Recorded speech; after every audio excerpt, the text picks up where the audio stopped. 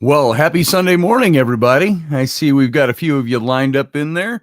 Good morning. I just came in from outside, so I'm not quite warmed up yet.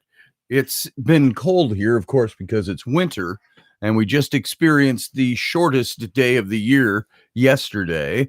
So it's safe to say it's all an upward climb now, or it's downhill from winter. The days are going to start getting longer now, and it's going to start becoming a little nicer outside. Well, then again, we up here in Minnesota and Wisconsin, we still have the dead of winter next month to have to go through, and a bit of February. But it's been awfully darn cold up here. I don't know what it's like in your neck of the woods, but we've already had below zero here, except for the last couple of days. It's been pretty nice. It's been like 40 degrees outside, which is nice in winter, and 50 degrees on my patio where the sun beats on it with the southern exposure. So it's been kind of nice in that respect. So it's good to be here. It's good to see you all gathering. Michelle, nice to see you. Oh, you're not going to be here. You're here in spirit. Nice to see your message, though. Thank you and love to you and your family as well. Leslie, nice to see you. Thank you for sharing it. I appreciate that. And Roger, it's so good to see you, Roger Rabbit. Haven't seen you for a while. Now and then I see you hop in here. See what I did there? Roger Rabbit, hop. See, I'm quick, my quick wit on Sunday morning. And so it's good to see you.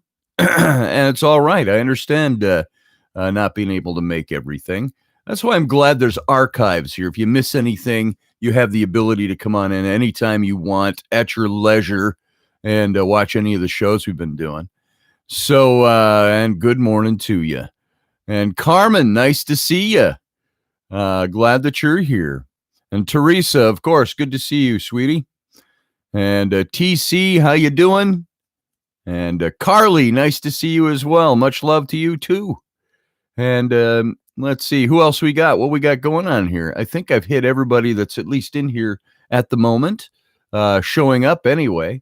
The nice thing about the live chats is I'm not constrained on Sunday morning by the radio. As you all know, I do my Monday through Friday show, and that's for the radio airwaves, and I've got strict time structure to that. Certain things I can't talk about and say, well, that's not even true. Certain things, they don't care what my content is as long as it's not nasty content. And so, but there's certain words I can't say. I got to stick to a certain time structure because of their ad blocks that go on over at Odyssey Radio. So I like doing this at least on Sunday. I know I've been trying to say, and I've done it once or twice in the last few weeks, but do an extended show after the radio show, a live stream some nights of the week, at least once a week. So I like this format because I can actually see you. I can talk to you in ways that I can't over there. And as most of you know, it's no big secret. I pre-record my Monday through Friday show earlier in the day and play it in the evening at the time slot, 9 p.m. Central, 10 p.m. Eastern. And that way I can come in also into the chat room. That's why it looks like I'm talking, and yet I'm typing. So it's good to have you all here. And let's see. So just looking through the chat room here. And lots of stuff going on. This show, my show on Mondays through Fridays, I hope that you're taking advantage of it and that you're gaining something from it. I tend to, the guys at the radio station said, you're fine. You know, people are liking your show as long as, you never get preachy. And so your content is able to be absorbed pretty easily. Just for your information, because it matters on a business level of what I do. I was told that my Monday through Friday show is getting about 5,000 listeners per night over at Odyssey Radio. And that's just through the audio only, and that's the audio plus the remember Odyssey Radio. They're an internet radio network that are also linked up with terrestrial stations. And if you haven't heard the term terrestrial station, that just means a physical brick and mortar radio station, like KQRS in Minneapolis is a powerhouse station. But we have 26 different stations that Odyssey Radio broadcasts out to, as well as dozens of internet links and different internet networks such as iHeartRadio, Streaker, iTunes, and all of that stuff. And as a matter of fact, if you prefer any of those, you can find them over at Odyssey Radio, and you can link up and find the show over there, and they're archived there as well. So, so we do get a good listenership, and that 5,000 number was given to me about 2 months ago. So I'm not quite exactly sure where we stand right now. I haven't asked in a while. I get busy and you don't think about it. You just do. You do the show. And, Rocky and I, and those of you who are here, many of you listen to Rocky, we like to say that, numbers don't matter. Well, they do, but only in a certain respect. The people who are hearing the show and joining it, the show is there for them. And there's a reason that that's there. The numbers, all that does is it helps us get stronger, helps us gain a little advertising, perhaps even expands into, putting money in the coffers, which is always an important thing when I take half of my days are consumed with doing radio. And so the other half is where I have to squeeze in all my pay, my work for pay. And so hopefully we've got some things coming up, though, that are going to help both Rocky and I out in that respect, that will help add to the coffers a bit. And that's a good thing because, it keeps the lights on and the internet running. So, we're entering now Christmas week. I'm sure that's a busy week for everybody. And I'll tell you this, I'm going to do Monday, Tuesday, and Wednesday shows. Let's see, what day exactly is Christmas? I keep forgetting. Is it Wednesday or is it Thursday? If today's the 22nd, 24th is Christmas Eve, Wednesday is Christmas Day. So I'll do a Monday show for sure. If I get a chance, I'll do a Christmas Eve show. And if I record it really early in the day, I think we can do that. Christmas Day, iffy. All depends on what we're doing this year. And then, of course, Thursday and Friday, I'll be back doing the show at a regularly scheduled. So the only reason, let me tell you something behind this. I have tried to always do a broadcast when I'm doing a regular radio show on the holidays, because even though our holiday day is busy, my show airs late enough, 10 o'clock Eastern, 9 p.m. Central, that after you've wound down for the day and you're not driving somewhere or feasting somewhere, you're in that quiet in the evening, hopefully. It's always nice to know that you've got something regular there to rely on. So I've always tried to be there for those days. And if I have the time, it's an hour-long show. I do it. If I don't have time for the hour-long show, I'll go live and say, hey, it's Christmas night. I got some time. How about you? Join me. So let's see how that all goes this week. And let's see. Scotty, you and this family added to the coffers of my soul. Yes, we do, Teresa. And that means a lot to me, that this show has that ability to go deeper and get to know people is something that's good. Now, of course, if I had 5,000 live listeners, I'm not going to be able to communicate with everybody, but there are those of you out there who are part of this family, part of this audience, that are beginning to rely on each other. And that's a very good thing, a very strong thing. And I love that this show has been doing that for people. By the way, this hanging here, this is not my microphone. This is the built-in one that's on the arm. My wire goes on here. If you ever wondered, if you ever saw that dangling there, think his mic isn't even hooked up. Well, this is the different one. This is the one that's connected to the arm. There you go. Audrey, how you doing? Good to see you this morning. Nice to have you here. Nice to have the core of the family here today. And I'm going to be doing some readings this morning. I'll call for it. Don't jump in too soon. The only reason I say that is I have a really tough time when I'm talking scrolling backwards to see, okay, who's asked for a reading. And I'll call for some in a few minutes here after we get through just getting our legs on this morning, getting my brain warmed up. And then I'll make a little list and we'll go as long as we can with that. And I'm thinking, rather than just 1-card readings today, I might do some 3-card readings, which are basically past, present, and future. And when I read this stuff, remember the tarot, as I've grown to understand it over the last 3 decades, is something that is, first of all, it can be very invasive. It's not just fortune telling. It can cut in to things you need to hear as opposed to what we always want to hear. There's many messages in the tarot that point to, hey, there's success if you do this. There's something on the horizon. This is going good for you. Things are great right now. But there's also a great many cards in the deck. I'd almost say half of the cards in the deck can also have some really negative implications. I've seen it range from, hey, money's tight, which who's not in that position, so it's fairly general. I've had them, and you've heard me maybe talk about this example before. One that really stands out, well, 2 that really stand out, was somebody that I knew very well, and the cards were all pointing to them being a gossip, and their gossiping was going to come back and hurt them if they did not fix the problem.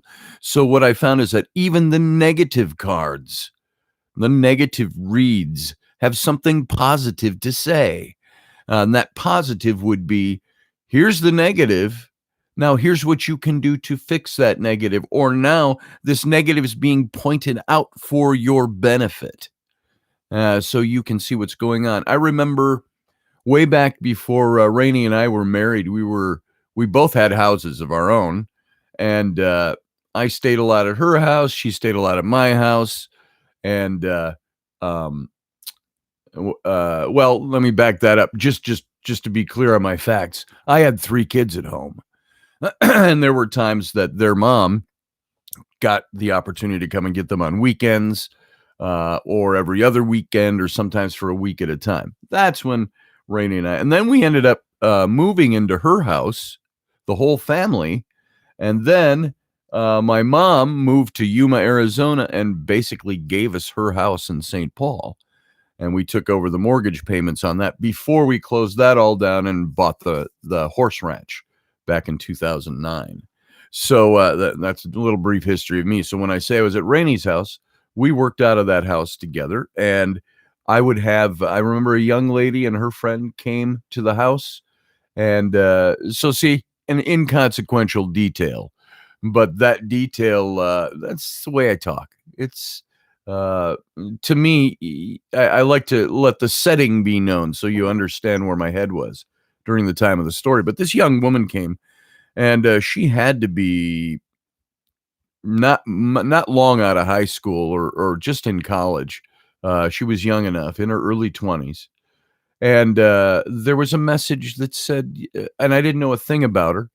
It said, you're going through some hard times. This card, the Justice card, the Judgment card, were cards that were telling me in their positions in her reading that she had gone through something, probably something legal.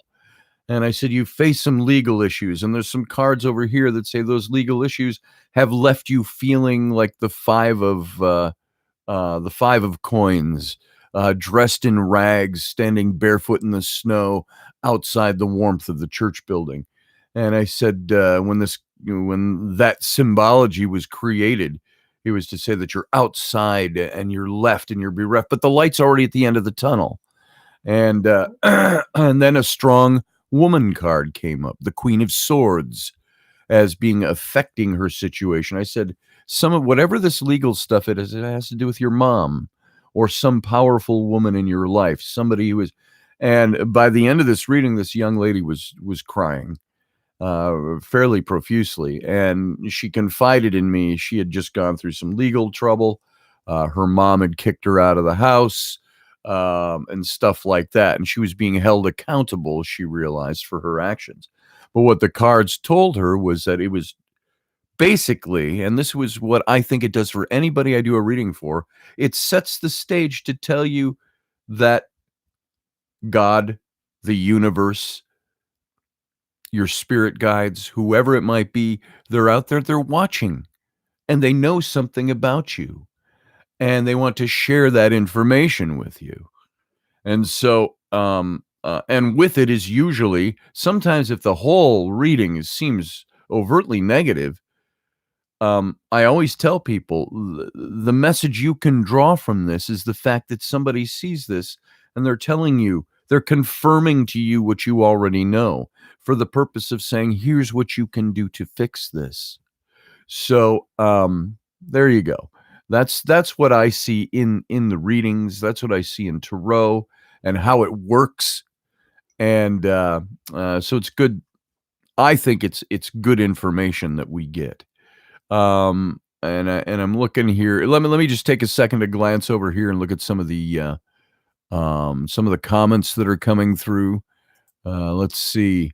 Audrey loves spending her Sunday mornings here. Nothing like sipping coffee, watching the sunrise with your intrepid family. And I hope none of you are too offended by being called an intrepid. That's I think I'm going to do some t-shirts. Maybe we'll do some t-shirts and hoodies or something like that with an intrepid logo. And if you want to get those, I'll make those available for you. Maybe even today I'll get something up because I've been working on something that I think might work for a fun logo for the show. And all that does, sales of t-shirts help me a little bit. It helps me continue this show. And I'm going to tell you, the sale of a t-shirt doesn't make me a lot of money. But it does throw coins in the coffers. So, and if you haven't seen, now I don't have the scroll bar here because I'm going live, so I'm using a different program here. If you want to find any way to help support this show, go over to my Etsy page, Son of a Patriot, and you can see some of the shirt designs that are over there. You can get a tarot reading by going over to my website, scottallenroberts.com, and click on the tarot link. And you'll see PayPal buttons there, and then we'll get those all arranged. I've got some of my books here still for sale. Now, mind you, I'll tell you a little story about me and the way my mind operates on this stuff. When I promote a book, I like to let you know that I have a supply available that I purchased from my publisher. There was always something, people always said to me, well, why don't you self-publish your own books? And I said, well, I've thought about that. I said, but I would rather have a publisher publish my books. To me, my personal thing in life, that made me feel as though it was a little more accomplished. It was a little more solid, that there was a publisher out there that wanted to pick up my work rather than me just vanity publishing and saying, oh, I'm so good, I'm going to publish my own book and I'm going to put it out there for you. Now, I don't have anything against that for anybody. But for me, when I finally got my first contract for publishing, which was with Tam O'Hare, if you remember that was through Morgan James Publishing.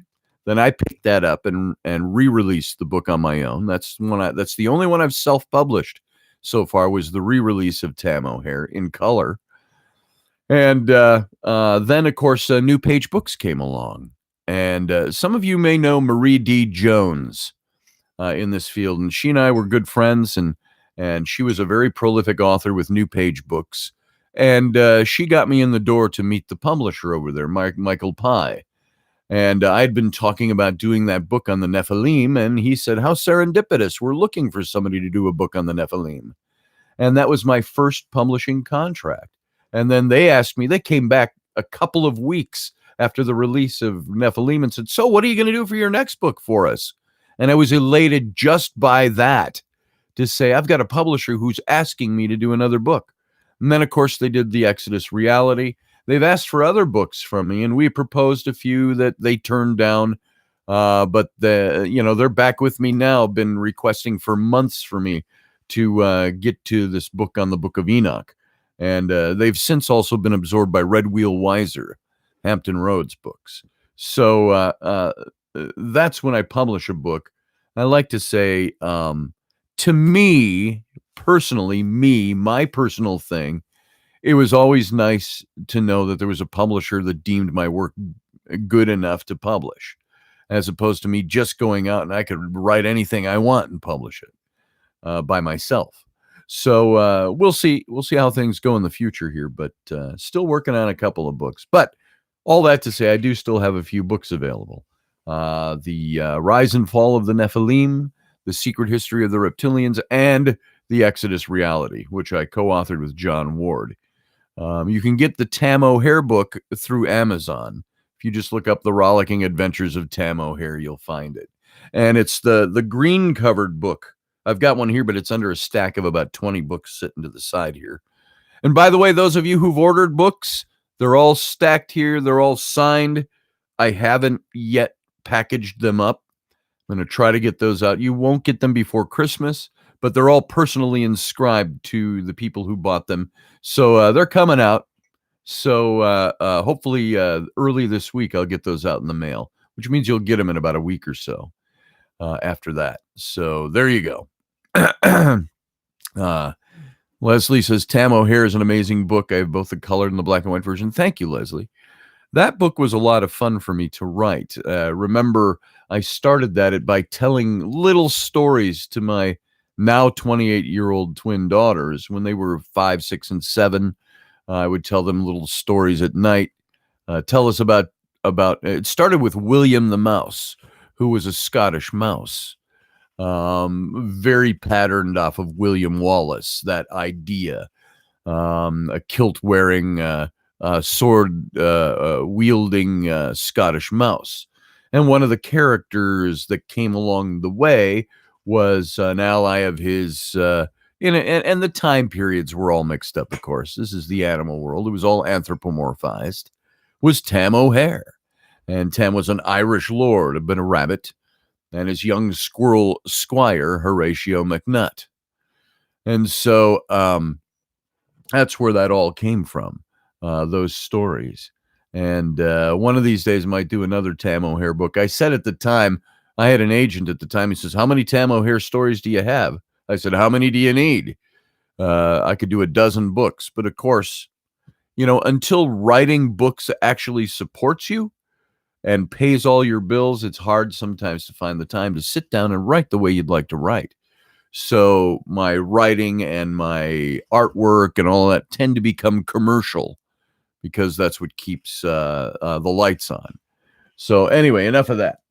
So all that stuff is available if you'd like to get some.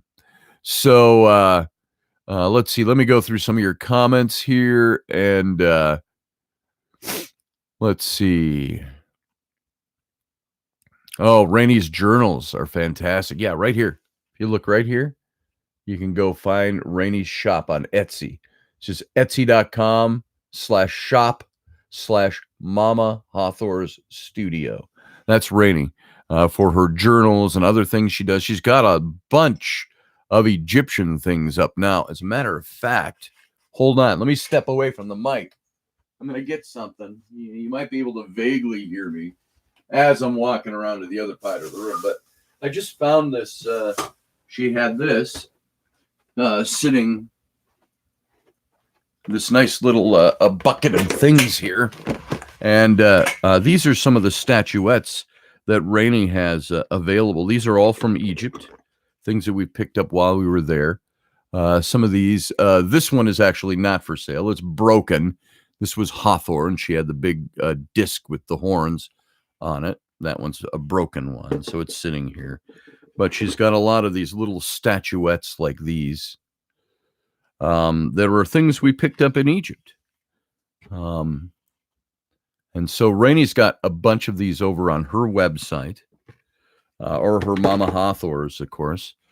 and things like this. This is stuff that's touristy stuff that you can go buy there in a million different little shops around the place. But things like these. But the nice thing about these is that they're actually made in Egypt by crafters in Egypt. So Rainey's got a ton of this stuff over on her Etsy page, and I just happened to see this bucket sitting here of all these. These are the ones that she hadn't put up. But so go take a look at her Etsy page as well. You can find some fun stuff over there. And that was really not supposed to be a big ad, but that's just telling you some of the stuff I do. Those are the things I do to make a living, along with my artwork and my writing and stuff like that. So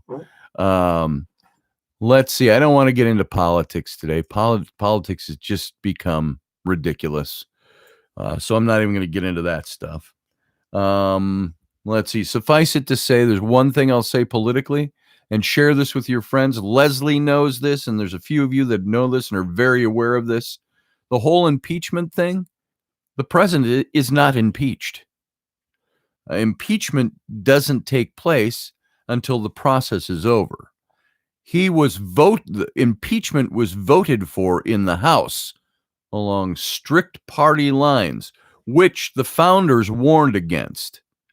It's not supposed to be a partisan effort. And although there were no rules against it because they knew it would take place, there are checks and balances for it. That's why, with everybody caterwauling about it going to the Senate and all of that, and the Senate's not being fair, well, you know what? The House wasn't fair either. There wasn't a single bipartisan vote on it except one against it. So it's not a bipartisan effort. But that impeachment is not valid until the House officially sends it over to the Senate. Once that action is done, then there is an impeachment in place, and the House has to hold a trial or vote on it or acquit it. So there you go. So you can tell all your friends that what you know about impeachment is that Donald Trump hasn't been impeached yet. There's been a vote taken to impeach, but the process isn't done. The House has to send it to the Senate officially. It's not that the Senate couldn't look at the articles, which they have already, and look at all the information. It has to go through the official channels and be sent up for a trial. And Nancy Pelosi does not control that process as much as she'd like to.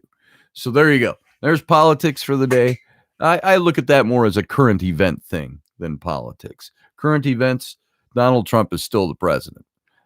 Even if it goes to the Senate, he's still the president. The Senate's going to decide where to take it from there. So there you go. Hey, Rabid Dog, nice to see you. Rapid. I always say rabid, obviously, because that's the term we know. Rapid Dog, good to see you. Glad you're here. Barry, Chad, good to see you this morning, brother. Jessica, nice to see you too. And I'm just going through some of the people I didn't see a little earlier. And not too much else. So, unlike a broadcast show where you don't like to have dead air time, 2 seconds of dead air is might as well be a minute long when you're listening to the radio. If I just went, that seems like forever when you're doing a broadcast show. This is a little different. So, yeah, Teresa, you should get Tam O'Hare. That's it. It's a fun book. I actually read the whole book. If you go down, scroll down on my YouTube page, you're going to see book readings, and it's got all my books that I read plus Tam O'Hare. I don't think Tam O'Hare is separate. It used to be. I thought I combined them all into the book readings page section, but you can find it in there. I read the whole book back before I started the radio show, when I was doing just the live streams. Demo cracks, says Teresa. Very nice. So where do I want to go from here? Maybe let's do some readings. Let me get a pencil or a pen, and let me take down a few names here. If you'd like to get a little reading this morning, I think I'm going to do 3 card readings this morning. Yes, Teresa, the books are in sequence, and they should be numbered as well. Sometimes the graphics have a big number up in this corner that says this is 1, 2, 3, 4, and so on. You'd have to, here, before I start taking names, if I go over and look at my YouTube page, if you go to my YouTube page and in the channel and you scroll down, you're going to see sections. And it goes from my current stuff, my uploads. And then the next one is the Intrepid Radio program, which looks an awful lot like the uploads because that's mostly what I do. Then there's the King David series is after that. Commentary. Oh, then the Rollicking Adventures of Tam O'Hare. And they are put in order. You can play them all, but you can see also the numbers in there of all those readings. And I think there's only 5. Yeah, there's 5 of those to listen to. Tam O'Hare isn't a very long book, so it's there if you want to see them, Teresa, and anybody else. So, boom. All right. So let me start taking some names for some readings, and let's start fresh here now. If anybody said anything, go ahead and let me know if you want to do a reading this morning. And we're going to do past, present, and future readings. Do me, says Karen K. So Karen, you'll be number 1. And do we have a number 2 out there? I'm going to take 5 of you here. Let's see. We got Karen, S. Hetrick, Stephanie. 3. Let's see. We got Liz. Nice to see you, Liz. And let's get 2 more of you online here. And let's see. Liz, Debbie, and Barry. So, Roger, stick around because if we've got time, we'll do more. Who did I say? I said Debbie and Barry. That's our first 5. So if you didn't get on the first 5, let's stick around. See what you think of these 3 card readings. And I'm also there is a purpose behind this. I want to do this on Sunday morning for you guys. But at the same time, I'm promoting my readings. So if you'd like to get one, go over to my website, scottallenroberts.com.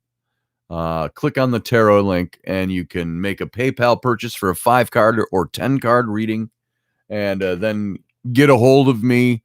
Either message me on Facebook, or call me. My phone number is there. My phone number is in the header of every page over on my website, and we'll get you scheduled for the reading. All right. There you go. Thank you, Audrey. scottallenroberts.com. And Jessica wants one too. So let's see how we do with these first 5. I will tell you, after there is a point, sometimes I could go for hours doing readings. Sometimes they'll drain you pretty quick, and you got to be done. There were times early on where I did some readings when I was out at the Stanley Hotel with the Ghost Hunters.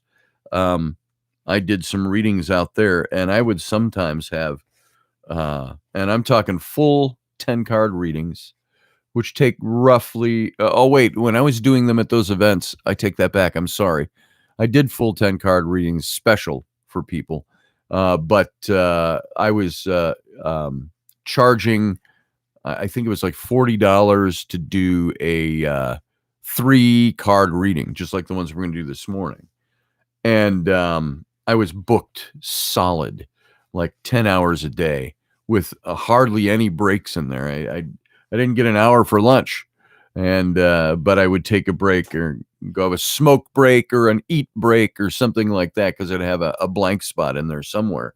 But that's when it can wear you out after a while. So doing 3 days with, if you're doing 4 readings an hour, I did roughly 20 to 30 readings a day.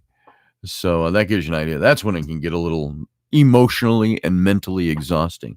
And if you're not careful as a reader, you can sometimes get yourself too emotionally involved in the reading, and it'll put you down real quick. So I've had that happen. Hi, good morning. What are you doing? I'm doing radio live. Oh, Yeah. This is Rowan. Step up on the rung there and say hi to everybody. Let me do some hello. readings. This is Rowan. Her birthday was back on December 2nd, but I'm sorry, November. What is yours? Yours is Ellery's is November December 2nd. 20th. Yours is November 20th. And so we just had her party yesterday. So we had a house full of little girls running around, and screaming and making a mess. Did you recover from the party yesterday? No, You feel good? I'm tired. You're tired. She's tired. So, And my eye hurts. and your eye hurts. Yeah. I'll step on your toes and you'll forget about your eye. No. All right. I got to do my stuff. So I'll see you in a bit. All right. Let's see. We got Karen. Karen, you're on deck. I don't know if I was talking about anything before that, but if I was, I forgot. So let's just move into the readings. And I did find my deck finally. It fell down in between a bunch of stuff, which is hard to get at. The way I've got my desk area here set up in such a way that this side is like a semicircle of things and cabinet and small file cabinets and boxes of things and shelves full of artwork and supplies and stuff, and my cards fell down in between. I finally got down on my hands and knees yesterday and dug around and tried to find it. So here we go. So just seeing if I missed anything in here before I get rolling. So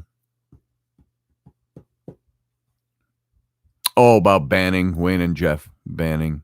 Yeah, that's their thing. I only ban people if I think, and a ban is usually a warning. It's if you say stuff, in our chats during the shows, if you want to talk about anything you want to talk about, you can. Sometimes when you're the host doing the show, you think, I hope people are getting this because they're on a totally different topic over in the chat room. So it's a little distracting sometimes. I don't like abusive comments. And you know what happens? The system automatically pulls you out. And there's many times where I and some of the moderators say, yeah, allow that statement to be made. I usually allow everything. There are times where some moderators, though, might say, hey, that's out of line. Knock it off. And if you don't, you might get, I think there's like a 300-minute ban or something like that, or there's something or other, whatever. So I don't ban people. I don't ban people for having opinions. I will ask people to tone it down, though, if they go off the rails. Or if their comments are more of a trollish nature, then I would say, hey, watch it, or I'm just going to turn you off for a while. So there you go. That's what I do. I tend to just like my posts on Facebook when I do political posts and stuff or anything, people discuss it. I don't ban anybody. I don't erase anybody's comments. I let them all stand, even if they're attacking me or what I'm saying, because that's part of the learning process. The only time I'll stop any of it is if it gets abusive to me or other people. Me, I can usually generally handle it. I get people saying, when I tell people, okay, that's it, tone it down. Oh, you're such a snowflake, Scotty. And it's like, whatever, shut up. You know why? Because I don't care what they have to say. They're not hurting me. And as I've always said about offense, you can only truly be offended if you allow yourself to be offended. Offense is a choice. If somebody tries to offend me, they're not offending me. Even if they say something very cutting or mean, it's like, I don't know what your point is, but you're not really hurting me because I choose to not be offended by that. Offense is a choice. So I just simply choose to not be offended. All right, moving on. That's nothing to do with card readings. Karen, you are up. You are on deck. I'm going to shuffle these cards for you, and we're going to do a little 3-card pull for you this morning. And I like to shuffle just to rearrange the deck and get it ready for you. Okay, one more time. Now the 3 cards are going to take a little longer than the 1 cards, obviously. But so I'm going to make them brief. All right. So Karen, if you were here, I would have you cut the deck. So I'm going to cut that on your behalf right now. There we go. And let's do your 3 cards. And the way I draw the cards is your current or your present is the first card. Then your past or the foundation is the second card. And the outcome is the third card. All right. Or past, present, future kind of thing. Okay, your first card. Karen, you've got the Fool card. All right. That is the current situation you are in. Now, mind you, remember when we're doing these are snapshots of the here and the now, these readings. They might not be something that's all-encompassing in your life, but they might be. But they may also pertain to something going on right now, a temporary thing in your life. The foundation of this is the 3 of Cups. And I got the light in here that shines really bright, so I'll tip them a little bit so you can see them. 3 of Cups. And the outcome of this is the 9 of Cups. So overall, I would say this is a very positive looking reading to start off with. These cups are the suit of your passions, the things you give yourself to as far as relationships. It could be romantic relationships. It could be friendships, family relationships. It's all to do with those passionate things that drive you.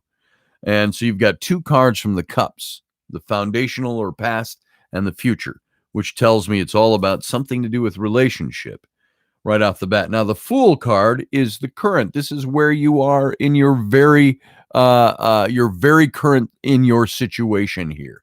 And the Fool is the first of the major arcana. And the major arcana are cards that speak to the more deeper spiritual things in your life, Karen. Now, the Fool card, it shows the Fool, and in the old decks, he's looking at the clouds, and he's singing a happy tune. He's got his little kit bag over his shoulder, and his next footfall is going to take him over the edge of a cliff, and there's a little dog next to him barking, trying to warn him. And so this is talking about risk-taking. It's talking about being aware of the pitfalls to whatever you're engaged in right now. And those pitfalls, you're going to know what they are right away. If it's in relationship, you can understand what pitfalls might be. But you've got positive cards in the relationship. So this is a card. The Fool is telling you the risks that you're taking. Your original thinking have brought you success in what's going on, whatever this relational thing is. And by doing things in a new way, that you're allowing for a greater potential in this area. And at this moment, you're entering a new phase. The Fool card is always, a lot of cards deal with transition, with moving things from one thing to another. And in the Fool, he's moving along his merry way. He's happy-go-lucky almost, but he's not looking at the ground in front of him. And so his next steps might lead him into some kind of peril. So this is a new thing in life. The experience of this change is going to it could seem good or bad for now, whichever way it's going. I think it's more positive because the other 2 cards are positive, but its influence is going to be clearer as you move on. And you have to assess the risks. You have to keep your eyes open, Karen. This is saying you're doing your thing, and if you see here, he's playing his flute and the dog's there and he's happy and moving along. But he's got his eyes on the thing rather than taking the proper precautions, watching out for the pitfalls, assessing the risks that are crucial to making good choices. And I'm going to tell you something. One thing I've seen in relationship and one thing I've experienced in relationship is that all relationships come with risk. And all relationships come with the good and the bad. All relationships come with the baggage we bring and the baggage that is brought in.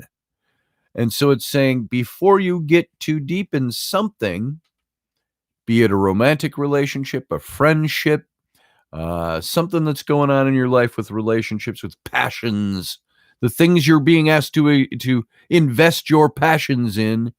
To succeed, you have to find these new ways of bringing about reaching your goals. And when the opportunity is coming like this, you have to be willing to shed old habits, or it might not ever happen the way you want it to happen. And it may be the time to create something new for yourself, is what this is. Create the new thing yourself, but watch where your feet fall. The Fool represents new beginnings, carefree adventure. And though the card could indicate foolishness, it doesn't always. It's more an optimistic card in the sense that it stands for pure action and being free from the constraints of your present life. And so more than likely, there's important decisions that are coming your way. And the answer is you have to watch and make sure these things work for you the way they're supposed to work for you. All right, that's your card of the present. That's the Fool. That's where you are right now. Now, the next card is a 3 of Cups, and Cups is that suit of your passions. All right? And if you see here, if I can pick it up, this card has 3 women. It's just showing friends gathering, lifting the cups, celebrating. This is the card of celebration. Now, this is your foundation to this matter. And this is a card that says you're in a position, you have been as a foundation to this thing that's going on right now, the Fool card, in a place where you and your friends, your loved ones, whoever it is, maybe it's just your close associates, they're lifting the glass. Hey, celebrate. It's like, cheers. There's good things happening. And this is also a card that says these long, perhaps dormant, creative tendencies you have, the talents you have, are really beginning to influence your life.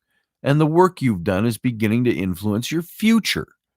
And that you might find good rewards by investing more in your experiences more than you have previously. So again, where you put your passions, be it relationship, be it other things, where your passion resides, it looks like there's something to celebrate there as a foundation. And there's abundant energy that's gathering around you right now. And it signifies that you're approaching a new phase in life. Something new is happening on the foundational in your recent past, which tells you the Fool card is telling you great change is coming. Just watch where you put your feet. Watch how you handle yourself now. This card, the 3 of Cups, can also have something to do with helping others. It's going to factor greatly into whatever considerations you have. It's going to lead to greater joy, a more significant role among you and your community. By community, I don't mean like your neighborhood and church and stuff. This is your community, your close confidants, your people. And there's kind of a real fullness that's indicated by the card. And it's in the past. It's already happened. So it's the foundation. It's an abundance of love and joy. It's happy gatherings. It's celebrations, success in various aspects of your life. It's associated with loving these celebrations with your friends and with your loved ones and your close relationships. So that's the foundation. Now, that moves you into the Fool, by the way. And from there, the outcome is the 9 of Cups. I'm sorry. Yeah, it's the 9. It's the 9 of Cups. And you see all those cups lined up along the top. And again, cups being the suit of your passions and all the stuff that you're engaged in. The 9 of Cups is the meaning of this is that you're moving into a period now, right now, this moment. You're already moving into your future.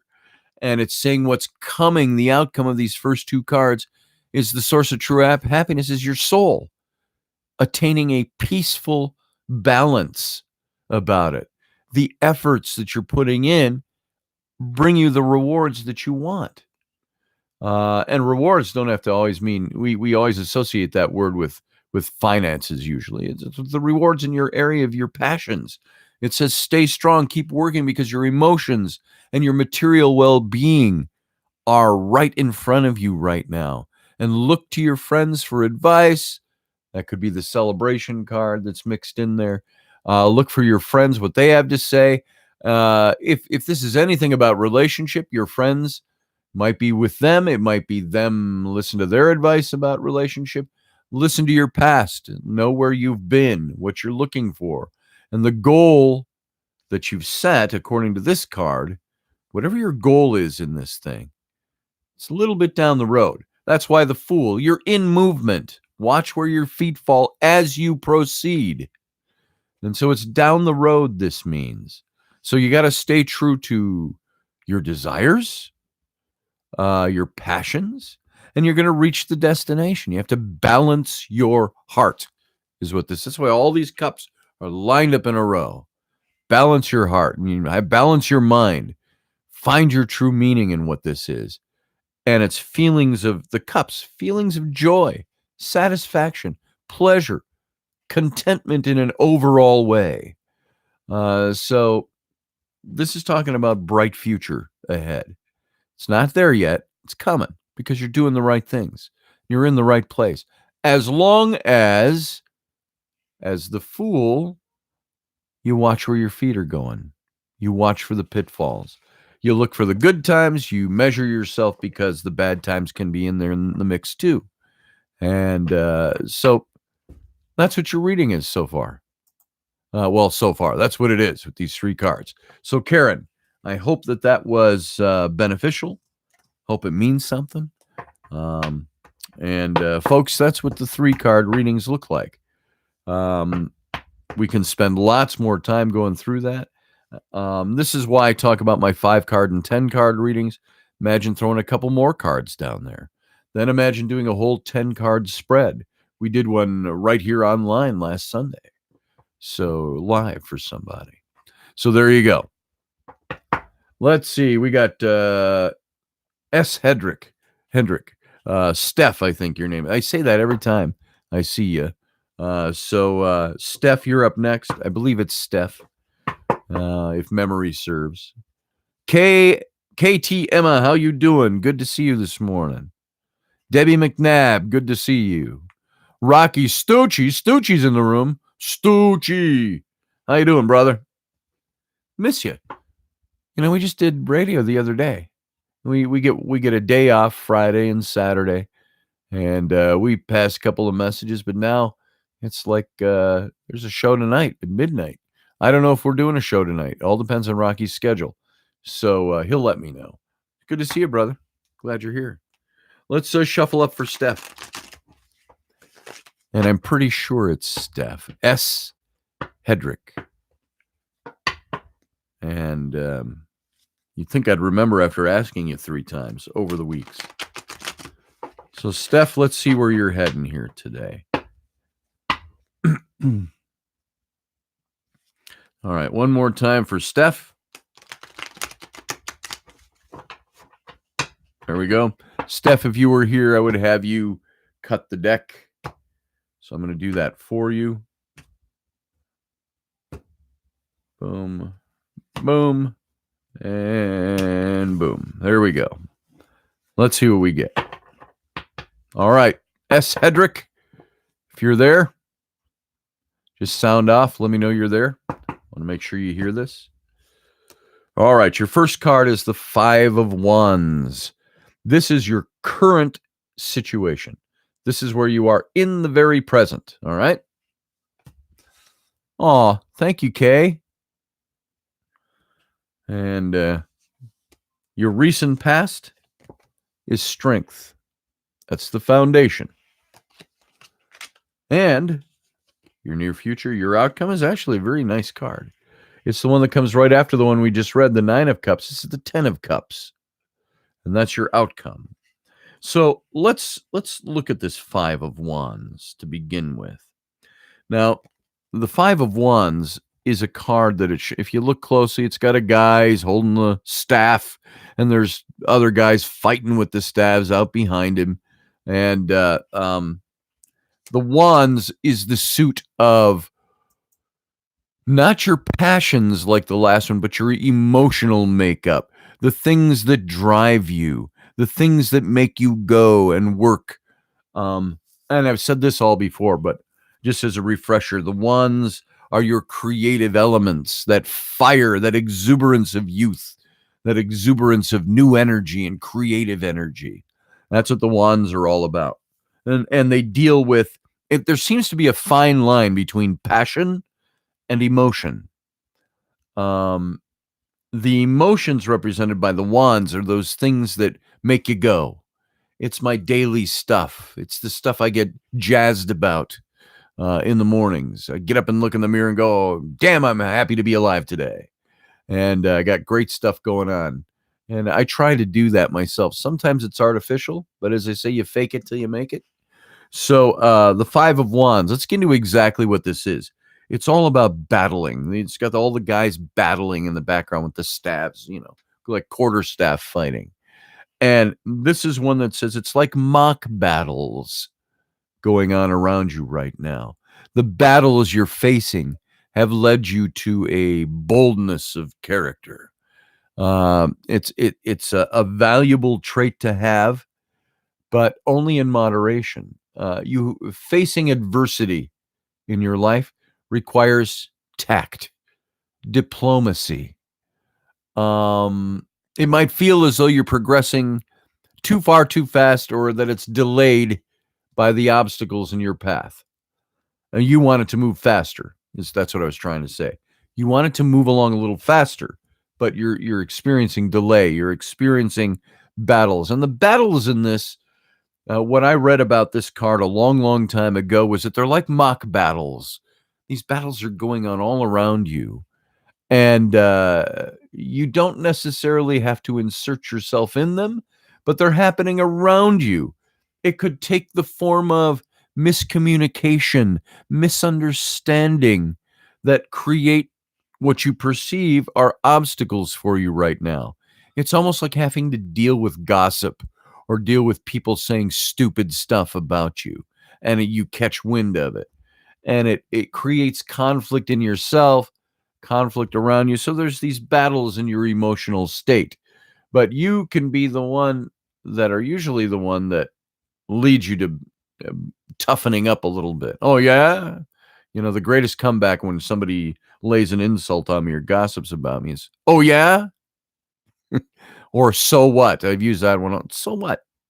I don't care. I'm going to move along. I appreciate your input, but your input doesn't change who I am. Because you know what? Something along with this card needs to be taken. The idea that it doesn't matter what people have to say. It doesn't matter these things. Because you know what? Everybody's got their own kettle of fish, as we used to say. Everybody's got something. Everybody's got BS going on. Everybody's got struggles going on. Everybody's got medical stuff going on. Everybody's got gossip to tell. Everybody's got their own self-promotion to do in one way or another. So this is all mock battles. This is the stuff that goes on around you. And that idea with this, don't let it get to you too much. It's there. It's always going to be there. And the same thing for all of those other people who create those scenarios. So there might be miscommunication. There might be misunderstanding that's come to you or that you're experiencing because of that in your current. But there's going to be an opportunity coming that requires you to tame down your boldness in order to succeed. You know what that means? It means that's where the tact and the diplomacy comes in. I could be very bold with people when they say things, oh, yeah? Well, let me tell you something. You know what? That doesn't always benefit us the most. Sometimes it's just you have to tone that down and be a little more diplomatic. Diplomacy basically is, I don't have to believe everything you're saying, but I'm going to consider what you say, give you the floor, and maybe you have some points there that I need to listen to. Good marital counseling would tell you that, Rainey and I went to a marital counselor 6-7 years ago once. We had some problems we went through. Rainey and I almost didn't make it. And I'll tell you that there was a certain point where it got pretty dire. But we went to the counselor, and the counselor said this. After listening to us, he says, "Okay, let me ask you a question." He says, "Do you want to be married or do you want to be right? Take your pick." And he says, "Because I see that in both of you." And this is the point I'm making with this card. It's use the metaphoric question: do you want to be married or do you want to be right? Do you need to be right or do you want to have the situation be better? And so that's what it means by not watering down, toning down, and being more diplomatic and being more tactful and listening and taking in. I just put up a post today about listening, and you know what? This might be is something that is could be very handy for this particular card.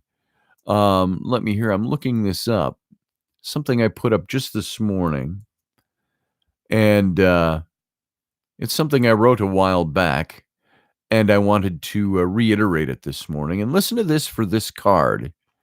A life lesson that I learned a long time ago has at its hinge pin the principle that good communication is a two-way street. If you want to be heard, you also have to be a good listener. And I'm not trying to be coy here when I say that I fully admit that good listening is sometimes incredibly difficult to do. And you know what? It's because of those things I've already mentioned. We all have our own stuff. So when we're trying to express stuff, sometimes listening to somebody else's stuff is really tough to do. But we've got to step back inside and listen more. Speak the truth in love was something I was taught in my ministry days. Speak the truth. Sometimes the truth is hard. Sometimes it's tough, but speak it in love. Meter it out with love. Encourage yourself to be a good listener is what this card is saying. Encourage yourself to be more diplomatic. And it's not a one-time thing. This is life. That's what life is about. It's a constant, everyday thing. So it becomes easier to reset your mode of operation the more you do it. And I have a dear friend. He's a Native American friend of mine I've mentioned before, Reuben Fasthorse. He's in Lakota Sioux. And he wrote a prayer and taught me some great things years ago. And in this prayer toward the end, he says, "I seek strength not to be greater than my brother, but to fight my greatest enemy, myself.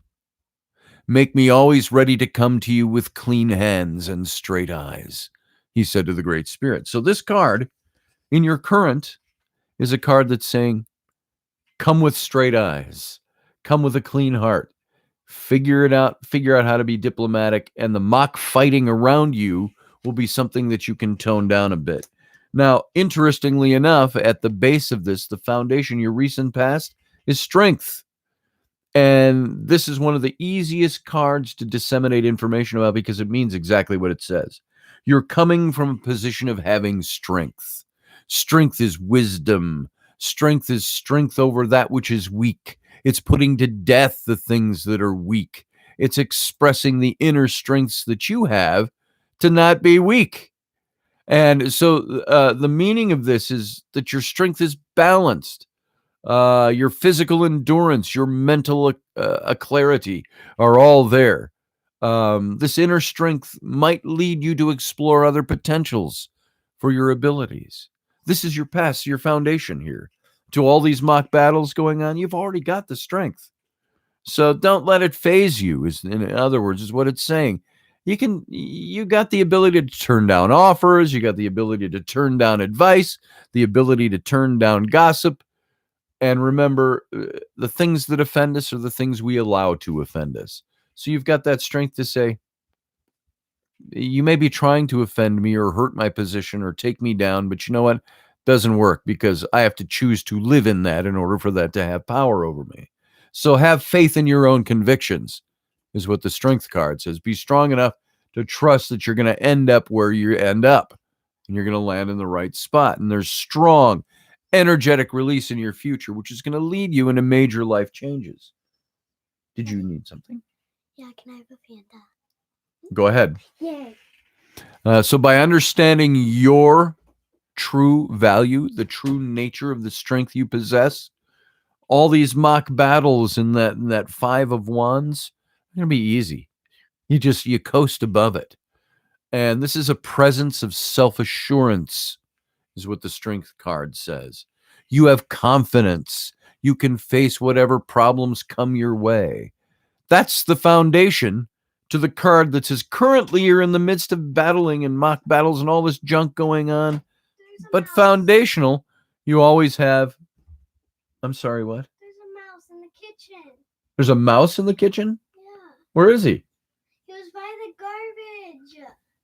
By the garbage can? Yeah, it squeaked. There's a mouse. You heard a squeaking mouse? Go catch him. No, I want to touch a mouse. Bring the cat out there. There you go, right in the middle of the reading. Apparently you have a mouse. That's what happens in winter up here. You get mice in the house. Now, we don't have a mouse infestation. We have a mouse. And I think they're cute. You can't catch them and put them out. What do you do with them? Mice are okay, but I don't want mice pooping in my cupboards. So there you go. And that's the same thing. You can almost apply that to this reading. Is that you can have mice, but don't let them poop in your cupboard. It ran at me. It ran at you? It's an attack mouse? So you're being attacked by the mouse? Go get the mouse, Daddy. I don't want to be. Where'd he go? He's behind the garbage can. Okay, well, we'll take care of him.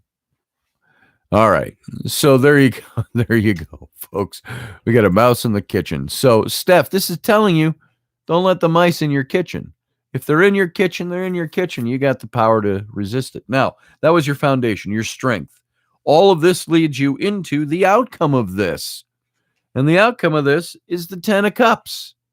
And the 10 of Cups is like that perfection of your passions, that perfection of life. It's got the family on here, and they're all gathered together. They got the baby and the kids and the dog and the husband and the wife.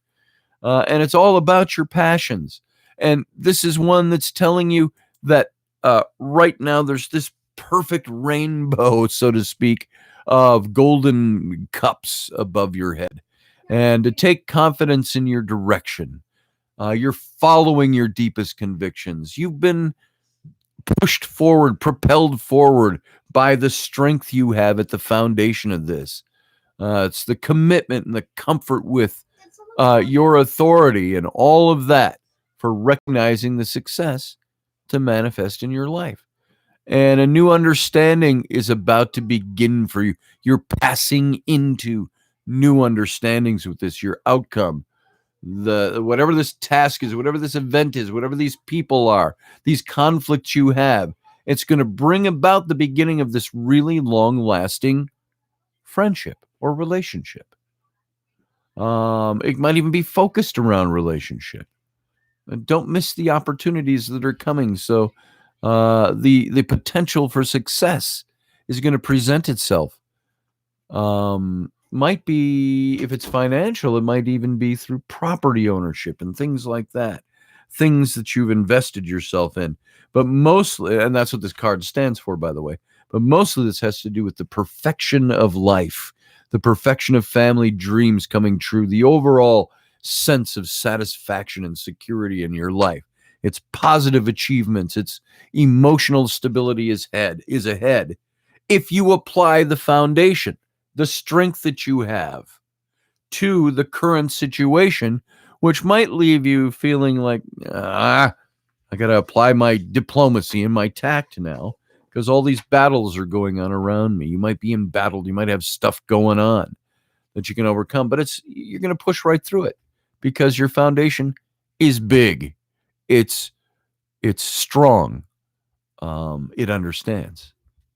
So there you go. Whatever your situation is, Steph S. Hedrick, I think it's Steph.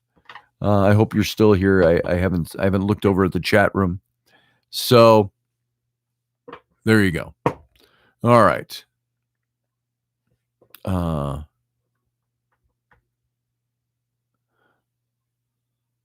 Peppermint oils. Is that what gets rid of mice? Is that what, Leslie? Is that what you're talking about? Yeah, put the cat to work. Cat's going to go lay down on him and kill him. A big fat black cat. He's lazy and fat. And I don't know how he got that way. He wasn't that bad when we got him. So we're back to feeding him measured things. And he's like, man, feed me more. It's like, no, I won't. So anyway, so I may have to go out if I get more caterwauls. I may have to take a little break here and go out and see what's going on with a mouse. But hold on, I'm hearing screaming. Someone's talking and it's not us. It sounds like a walkie-talkie. It's like right by the garbage can or right out the door. It sounds like one of those cop walkie-talkies. I'm not lying, Daddy. Hang on, folks. I'll be right back. You're just going to get to stare at my wall for a minute. I'll be right back. Let's see what's going on. Take a little break. Take 5. Okay, what are you worried about? Where did you see him? Where did you see him? Where did you actually see him?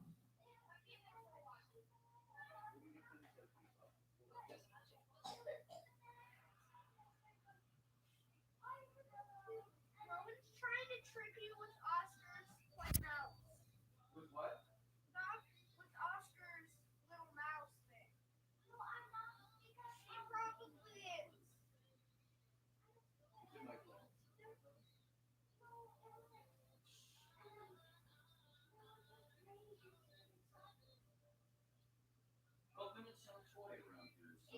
No, a toy.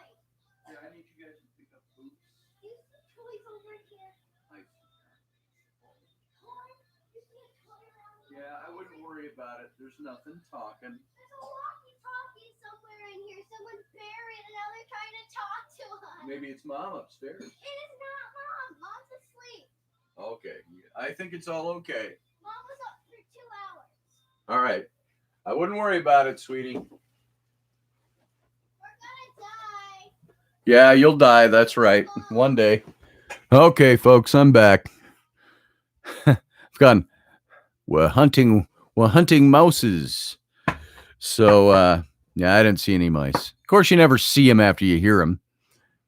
And so kids are out there just doing kid things. Now they think there's a walkie-talkie and somebody's talking. Dad, there's voices over by the garbage can. No, there's not. All right. So let's move on. That was, we've done Karen and Steph. Let's move on to Liz. Liz, if you are still here, front and center, let's do your reading for you. Yeah. Did you hear that? You hear a yell from back there? We're all going to die. So I assured her that they'll probably live through the morning. All right. And, once you see or hear a mouse, there's not much you can do. You can set a trap. And you can trap them. What are you going to do with them? You can trap them and kill them, snap their necks. You can trap them and set them free. But where are you going to set a mouse free in the cold of winter? Neighbor's house? So there you go. And they carry disease. They can carry lice and fleas and things like that. So we'll see if Oscar gets up enough gumption to defend the house from a mouse. All right. Here we go. Oh, you could hear it all, Leslie? Yeah, I left the mic open. Walked out into the other room. All right. Liz, I am shuffling up for you. There you are, Liz B. Present. And by the way, Steph, I hope that reading helped. Sorry there for the interruptions in the middle of it all. Didn't change the meaning of the cards. All right. Liz, if you were here, I'd have you cut the deck. So I'm going to cut this on your behalf. And let's get into it. Okay, here we go for Liz. Card number 1. We have the 9 of Swords. It's one of the bleaker cards in the deck, but I'll explain that to you in a minute. Your recent past has been the Knight of Swords. Swords and swords. Swords indicate conflict. And you got a third sword, 7 of Swords, as your outcome. Now, so I've always said, talked about these different suits. The suit of swords has to do with conflict. It's conflict you get, conflict you're giving. And so it's a two-edged sword. It cuts in both directions.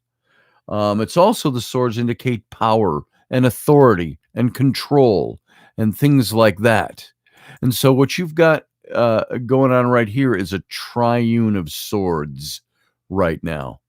And this triune of swords is telling you when you have in a 10-card reading, if I was doing a full reading for you, when you have 3 cards or more of a certain suit in a 10-card reading, it means that the whole reading is slanted in that direction.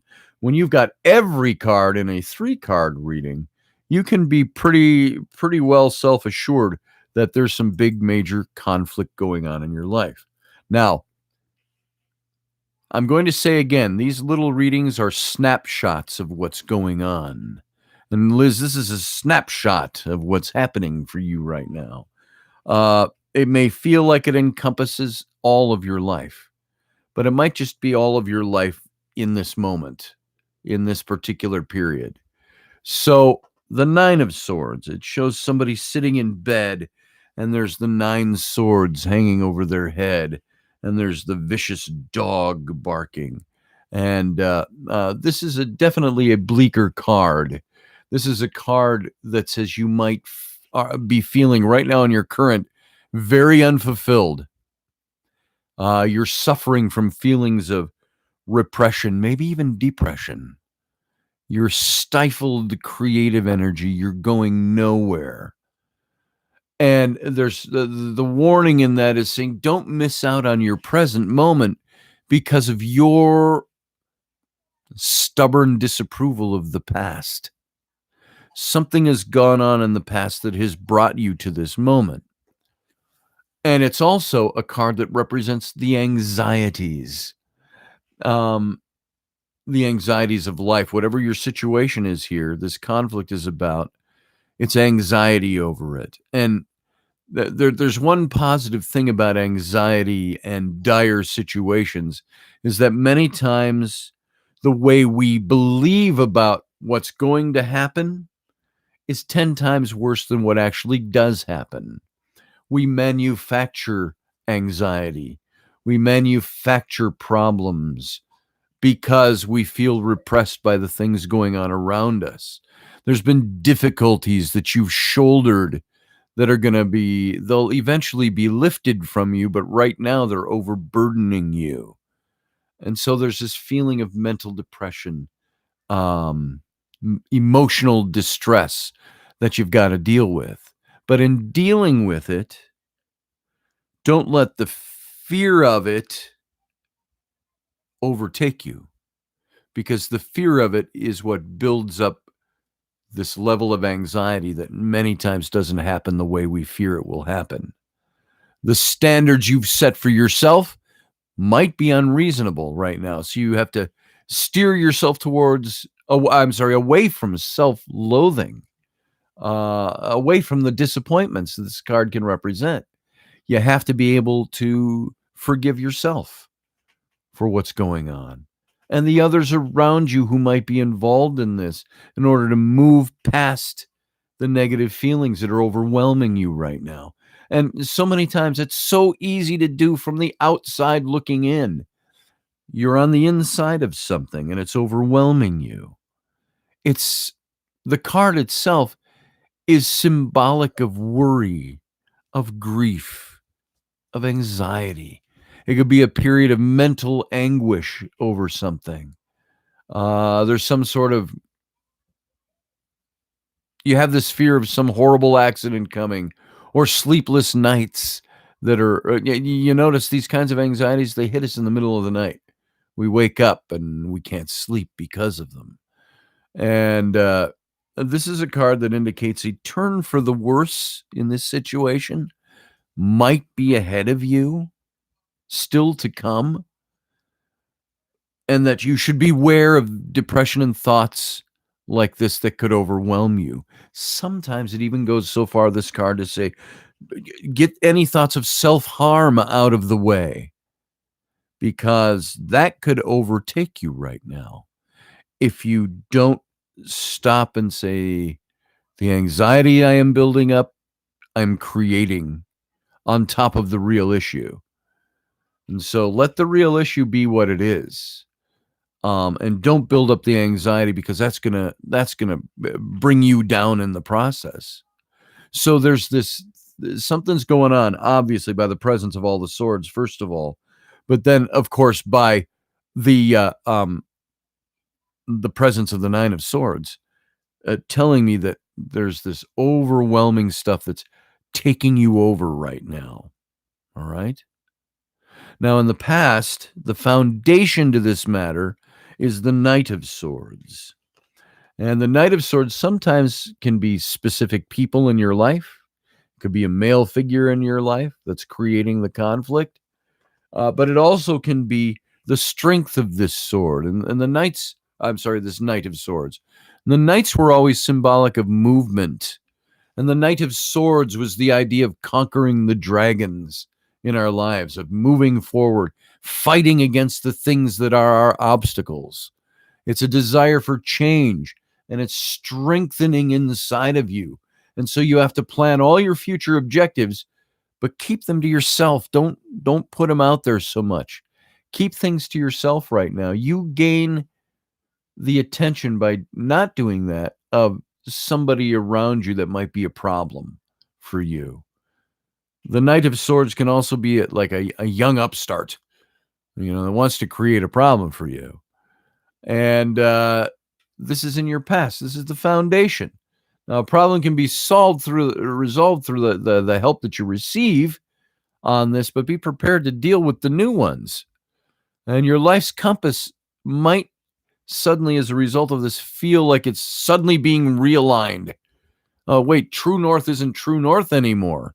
It's now 17 degrees off in that direction.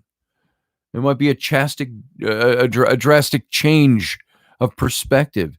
So you can look to your friends and your loved ones for encouragement, but the Knight of Swords is domineering and destructive. He represents taking control of a project or a situation, but in almost this ruthless manner. So this is either something you have done, or this is something that's being done to you. It's unexpected loss, it's conflict, a need to establish your own ideas, your own worth, your own belief system. And it's a negative card in the Knight of Swords, in the sense that it suggests a negative tone to things. So you got a couple of negative cards here in your past and in your current situation. And the thing about this Knight of Swords, this is your foundation to the matter. This is somebody who's created a problem for you, or something you've brought to the table that's helping create the problem. And now you're stuck in this situation where the anxieties might be completely overwhelming you in this. And if you're not careful, they will overwhelm you. That's the positive spin on it, is that somebody out there is revealing to this, you perhaps even confirming for you that there is this negative stuff that's been going on. And if you're not careful, you're going to let your anxiety over it sink you even deeper. And it's going to stop any kind of forward progress. That's where you actually are at the moment. You feel blunted, stopped, unable to move forward because it's overwhelming. It could even be depressing you. We used to talk about, there are people who are actual depressants, like bipolarism, things like that. There's also situational depression, where the situation has you so down and we worry about the worst. In my situation, if a client doesn't pay me on time, that's a negative. I live in a townhome where if I go 2 weeks behind on my rent, we could have our whole family evicted. And so any month where I have a client that doesn't pay me on time or money isn't rolling in like it should, there's that fear of eviction, that fear of turmoil, of homelessness, of family problems. But the fears are usually greater than the outcome, is the idea. Now, the Seven of Swords, this is your outcome to all of this. This is where you're already going. You're already being pushed this moment into your future. So this is where it's pushing you right now. And this is a card that says you might have to take some of your personal projects, your personal desires, your personal stuff, push it to the back burner in order to give more attention to more pressing issues. The plans you've put together aren't coming together as nicely as you'd hoped, is the idea here. And the best way through a recent conflict is going to be your diplomacy, your cleverness. Avoid overt confrontations right now. This guy's gathering up the swords. You see, he's got all these swords of conflict that he's like gathered up off the field. And he's got all of this stuff he's gathered up. And the conflicts are there. And it's trying to figure out how through diplomacy to make them work. So your success on the future of all of this depends on your ability to overcome opposition. Toughen up, strengthen up. The idea with this is while you have the anxieties about it, sometimes you have to take the anxiety, bottle it, put it on the shelf, and dump it out later. Because you have to overcome these things. If you are, and I don't know you personally, so I'm just going to throw it out there for anybody else listening, and you, if this is your situation, if you have anxiety, it's real easy for somebody on the outside to say, stop being so anxious. That doesn't work. That doesn't put away anxiety. If you have a tendency to be depressed by situations, there's nothing anybody's going to say that's going to conquer that for you. And so you're stuck in that Nine of Swords mode because something has happened foundationally to bring this on to you. And you're not moving into a much better position after that in the future. Except now you know this. Now you know you have the ability to say, anxiety, you're just making things worse. I got to stop worrying about this. I've got to stop putting more on myself than is already brought to me by the foundation of the situation. Anxiety can be self-made too.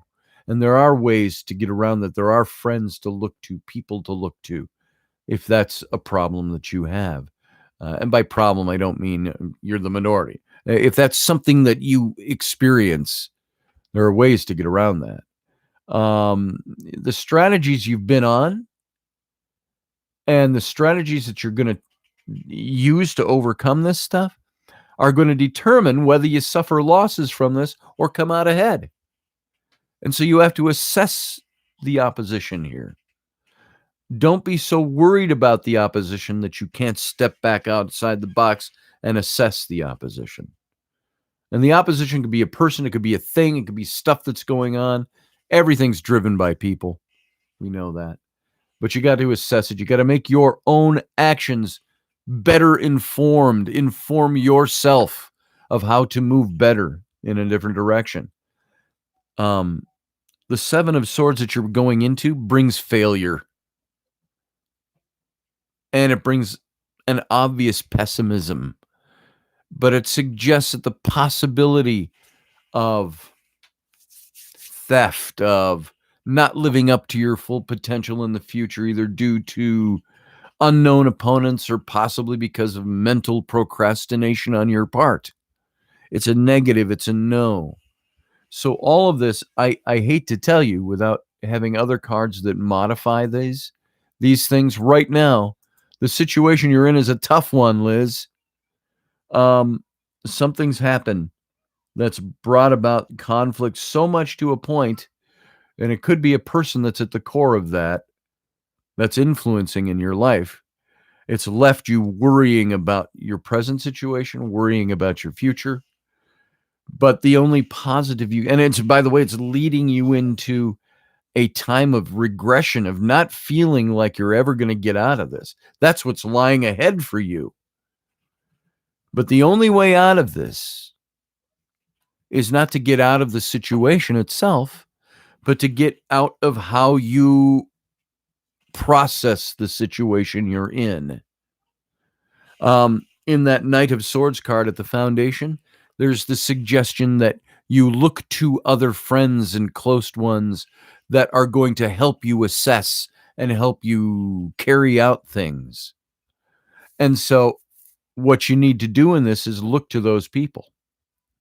Look to, there's people here in this chat room that could lend you good aid in that respect. And then there are things that are out of your control. But you can't. What if you're unemployed and you can't pay your bills and everything's closing in on you? You're going to lose your home. You're going to lose it. If I'm using that by way of example, we can't always control the outcome of that because we can't always control what the revenue stream does. And so what if you're trapped in a situation that you can't get out of? This is one of saying this conflict's been brought and it's left you depressed. It's left you anxious, worrying about your future. And so all you can do, the best thing you can do, it's that whole process of visualization and actualization. You have to, as hard as it is, you have to visualize the way out. You have to visualize the better answer. You have to visualize and then actualize. Make it so. I've been in situations where they seemed so dire at the time, I kept putting that energy out to fight it. And it worked. It does work. You are what you put out. And so stop putting out the negative and the anxiety, even though that's a tough order. You're entering into a time where it's bleak, but you have the ability to assess and reassess and realign things to work better for you. Something external has brought something internal to you, is what this is. And it's going to keep going unless you find a way to rise yourself above that and look to the people around you that are your confidants. They're going to help you with this and what to do. So there you go. Dream it, says KTMA. So Philip Blair says Mozart, playing Mozart has been shown to be effective for helping people. Liz, you're saying right here, you had a person who dragged you to the bottom of life and you have wonderful friends who can make you happy. You know what? There's nobody, I determined a long time ago, there's nobody who I'm going to allow drag me to the bottom of my life anymore. I'm not chiding you at all. I'm saying this is the place where you can make that determination for yourself. I'm not going to be brought under by the power of anybody because I have my own power. So this is one that says, don't let somebody else's power dictate who you are and what you do and how you think and how you feel. If it's relationship wise, I know, and I'm using this by way of example too, we can all get brought under the power of somebody else when we feel mistreated in a relationship or there's an ending of a relationship or a breaking or things that cause us problems. We can sometimes get very easily trapped in that stuff. And it's hard to feel better. I got to tell you, there were times where I went through breakups that totally devastated me. And as a grown man, I was like, I'm a grown man. I can handle this. But they changed who I was. Why do you think people, when they go through breakups and relationships and distresses and things of conflict, they lose weight?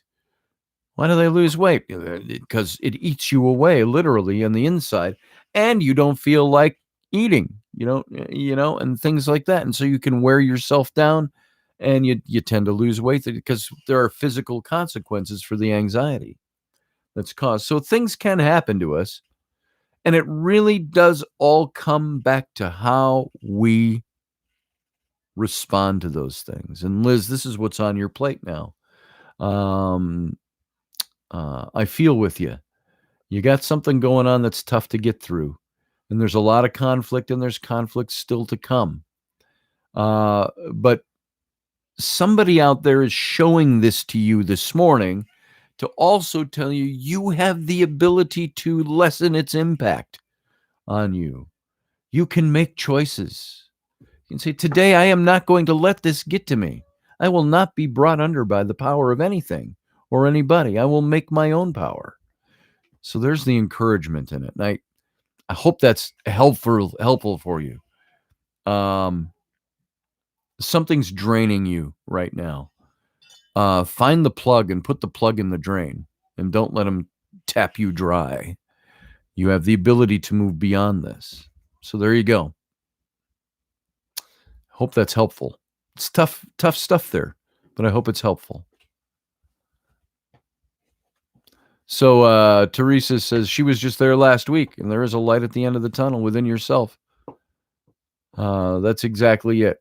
Lights at the end of the tunnel, like the old cliche, there's a light at the end of the tunnel. Just make sure it's not another train coming your way. Those are possibilities too. So I wish you the best in this. And if you need any help with anything, there's people here more than willing to lend you some aid and to talk. You can just look in that chat room. There's a good family here.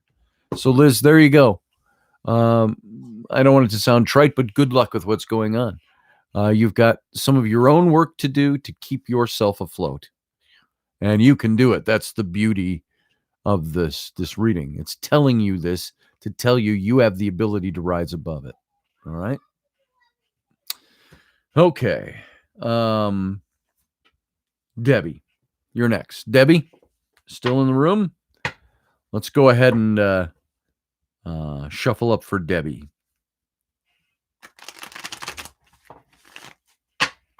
Let's clear these cards for Debbie. That's why I reshuffle. Rearrange this. Somebody's rearranging this now for you. There you are, Debbie. Good to see you. Debbie McNabb.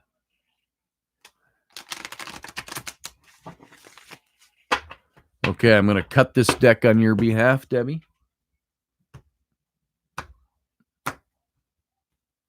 Here we go. We're getting there. All right, Debbie, we're shuffled up for you. Here we go. Ready? Here's your first card. This is your current situation. It is the Four of Swords. That's your current. Your recent past or your foundation is the Page of Cups. Now, I don't want to worry you or anything. Maybe it's good news or bad news. And it's not the sole meaning of this card, but as your foundation, the Page of Cups could also stand for fertility, pregnancy. That's just one of the meanings. I don't know if that's your situation, so I don't want to scare you, but unless you want to be scared that way. But this is the foundation of the matter. It doesn't have to be pregnancy either. It could be pregnancy of new ideas and new thoughts. And the outcome is temperance. So there you go. Let's take a look at this. Four of Swords. The Four of Swords. Again, swords is that suit of those things that are bringing conflict to your life. But it's also something where you can take power as well, or you can also give conflict to somebody. And shows a man sleeping. He's holding on to one sword. That's his authority. That's who he is. And then there's the three swords over him. And this is a card that's saying it's time to take a break. It's time to rest. Separate yourself from the conflict that's out there. Anything that might have come to you, separate yourself from it. Rest. You're not. You see the three swords over his head. It's like you're resting, but that stuff is still there. You need to take a break, or you're gonna not succeed if you don't take a break from stuff. The plans that you're making or that you've made, might not be the things that are going to guide you through the changes that are coming, is the idea of this card. You might have to totally reassess things. The shadow that you feel that could be hanging over your head, it's going to pass. And the warmth of life is going to return. This is the idea of taking that break from these things. They're still present. They're still there. They're still hanging over your head. But if you don't take a break, they're going to overcome you. So take a break. Take a little break from stuff. Organize. Examine your thoughts in solitude. This is a card of saying take that time to meditate away from people. And by meditate, if you don't do it already, it can be a what's the word I'm looking for? A concept that is a tough concept to wrangle, to get your head wrapped around. This whole thing of meditation, because meditation doesn't necessarily mean you have to know exactly how to om the right way or sit in a lotus position or anything like that. Meditation could just be the things that you do that quiet your mind, quiet your surroundings. Go do something that's just for you. Don't go shopping. That's not meditative. Go take a drive, go take a walk, go take a bike ride, go sit under a tree, go sit in a room in your house where there's nobody. Play music on your headsets and quiet yourself. This is the card of quieting yourself, getting yourself in a place of solitude. And then your dominant qualities, your inner strength, and your self-respect is going to guide you. If you don't take time for yourself, your self-respect is meaningless. Self-respect says to everybody around you and everybody that draws on you to say, oh, don't bother them. She's doing her thing right now. You're getting your solitude. That's self-respect. When you take time for you, that is self-respect. And I'm not talking about the commercial me time. It's me time. I'm not talking about selfishness or materialism or things like that. I'm talking about the time for self. One of my wife, Rainey, one of her biggest problems in being a mom over the last 10 years, especially over the last 3 or 4 years, as those years have ground on a bit, is that inability to find solitude, that inability to do things that break her away from the routine. And sometimes the conflict is the routine, and the routine might not be a bad thing. But if that's all you've got is that routine, it could wear you down to nothing. And so find ways, find avenues, find thing. It could be a hobby. It could be, that sounds so trite. But this is the truth of it. It could be something you need to invest yourself in that gives you the solitude you need. Sometimes for me, drawing is solitude because I can sit and draw and concentrate, and I forget. I lose track of the clock. I lose track of everything because I'm doing the things that I do. Writing can do that to me, but I got to think too much when I write. So find the things that take your mind off of the things that make you have to think too hard. And let your self-respect guide you. Take the generous time to plan courses for your future. By future, I don't mean, what will I do in 2029? No, it's your future from this moment on, right now, from now on. How am I going to deal with things? What's the plan I have for today, this afternoon, this evening, tomorrow? Tomorrow you might have to go back to work if you're working. What are you going to do to take the time that you need? Give yourself generous amounts of time. Life is too damn short. 20 years from now, you'll regret the things you didn't do more than the things you did do. There's no rush to decide what's best for you and the people that you care about, but you need to take some time for self. And the Four of Swords talks about, and this is still your current, it's unhealthiness, sickness, withdrawal that is almost forced upon you. And so you have to take this time. but it brings with it rest, healing, order to things. Other interpretations could simply be taking over and you need a break from them, or you need to call a truce on something. Okay, all right, I'm done. Truce, white flag. I surrender. I'm taking the break. But also keep in mind, with all the serious stuff I'm talking about, the card actually is a card that's fairly mild and overtly positive. It's a positive card because it's saying whether you're being forced into the break or you're deciding to take one, you need the break. Okay, that's your current. I think I made the point on that. Now, your recent past is the Page of Cups.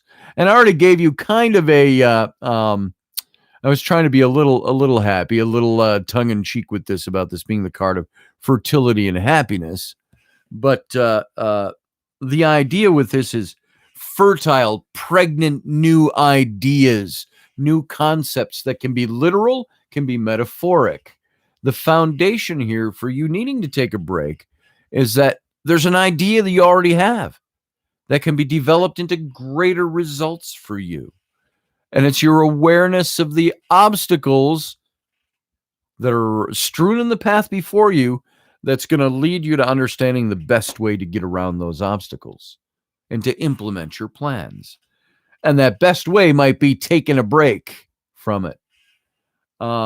There's good things we can do all the day long, and those good things can wear us down. So this card, the Page of Cups, is a card of good news.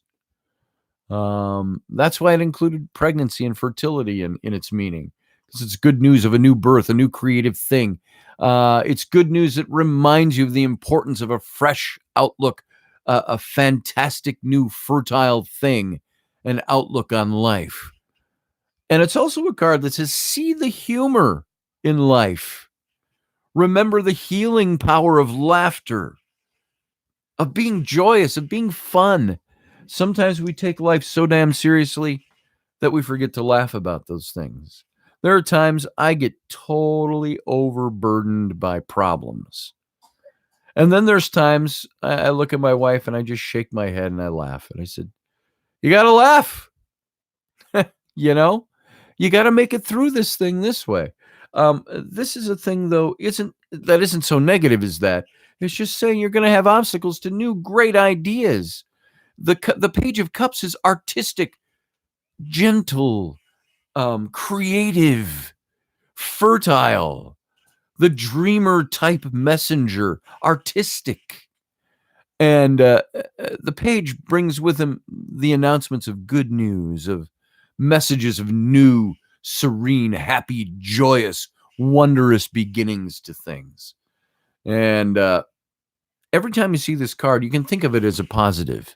Yeah, there's obstacles that are associated with it, but you've got all this positive, fertile energy to help you overcome the obstacles. And that's what's leading you into your present card, which is one of taking a break, meditating, healing. For God's sake, heal yourself a bit is the idea with that. All right. So that is your foundation. You've got this fertile, great creative energy and so on. Now, an interesting card comes up as your outcome.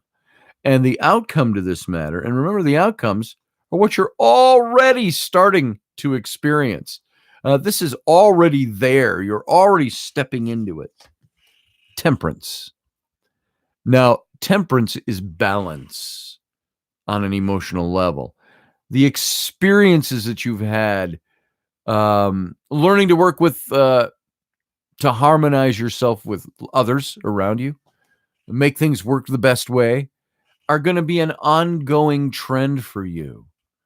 Balancing the material and the frankly, the psychic elements of your life has deeply influenced you.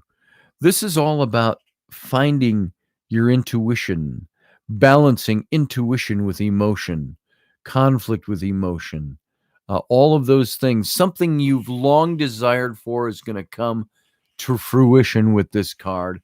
And you have to start getting yourself in a mode of understanding that a wealthy partnership or a marriage is going to develop in your immediate social circle.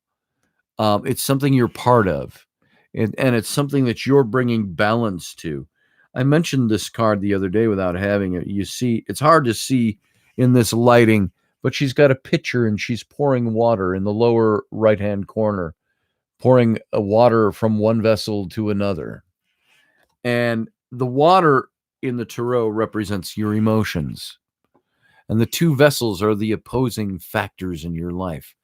And you're constantly pouring these things one to the other and keeping the balance with the water.